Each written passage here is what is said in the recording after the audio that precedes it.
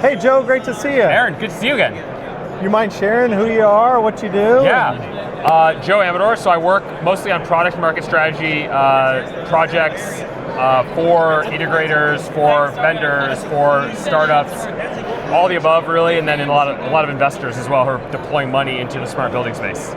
Awesome. So you're dealing a lot with owners. I'm sure you hear a little bit about system integrators. You're here at the Niagara Summit. What are some of the big challenges you think they're facing today? I think that the biggest challenges stem from market structure. So there's obviously individual challenges. We have a great solution and we're having trouble convincing an owner or a service provider that deploys technology to use our technology. But if you look more broadly, we just have a very fragmented market. There's a lot of different players. There's a lot of existing relationships. It's difficult to wedge yourself into an existing relationship. There's a lot of personal dynamics, personal relationships, a lot of just legacy. We've worked with this company. They've done great work for us for 20, 30 years. I think those are good things, but it makes it hard to disrupt and change our industry as well. Yeah, what do you think the things that are forcing that disruption?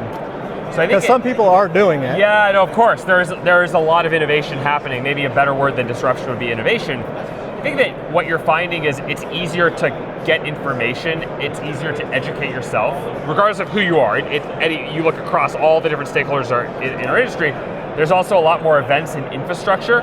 5 to 8 years ago, there weren't nearly as many events or as many forums or places just to learn outside of just existing relationships.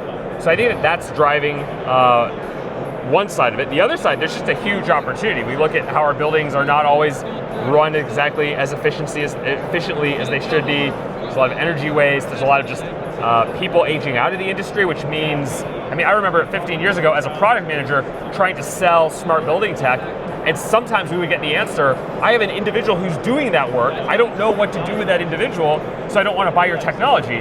Now it's completely flipped, right? You don't have an individual who can manually do something around identifying faults, identifying problems, normalizing data, actually building a workflow so that when you find a problem, you can ensure, or you know it's been addressed, or prioritizing them so you know what to address first.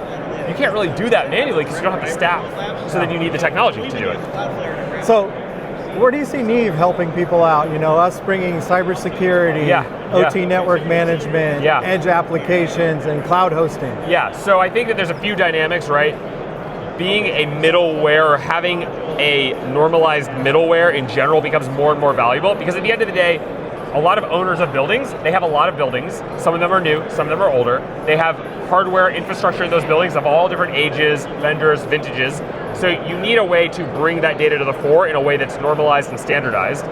On the cybersecurity front, there's just been a lot of, not recently, but over the past, let's say 5, 8, 10 years, there's been a fair number of cybersecurity hacks, and the Target hack is probably the most famous.